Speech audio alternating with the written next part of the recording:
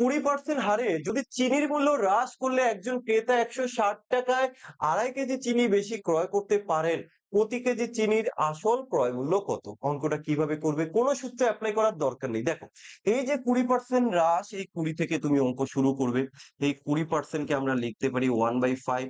যেহেতু এখানে দাম হ্রাস পেয়েছে, কমে গেছে, করে দাও তুমি মাইনাস। তাহলে দাম কি হচ্ছে দেখো, এই যে দাম, দাম যদি আগে থাকে 5 টাকা, এখন দাম হয়ে যাবে 4 টাকা। আচ্ছা ভাই, দামের সাথে পরিমাণের সম্পর্ক কি জানো তো নাকি? সম্পর্কটা হচ্ছে ব্যস্ত অনুপাত, তাহলে রিভার্স হয়ে যাবে। পরিমাণটা কি হবে? 4:5। দেখো, আগের থেকে পরিমাণে কিন্তু আমি 1 ইউনিট বেশি পাচ্ছি। আগে 4 হলে এখন 5 পেতাম। কিন্তু কোশ্চেনে বলল আমি নাকি 2.5 কেজি বেশি পাচ্ছি। আমি লিখতেই পারি এই 1 ইউনিট ইকুয়াল টু হচ্ছে 2.5 KG. 1 unit equal to 2.5 KG. যদি তাই হয়, আগে কত পেতাম? 4 ইউনিট। তাহলে 4 ইনটু তুমি 2.5 করো। 4 2.5 এ কত হবে? 10 কেজি। 10 কেজি। একই রকম ভাবে এটাও তুমি বের করতে পারবে। ঠিক আছে?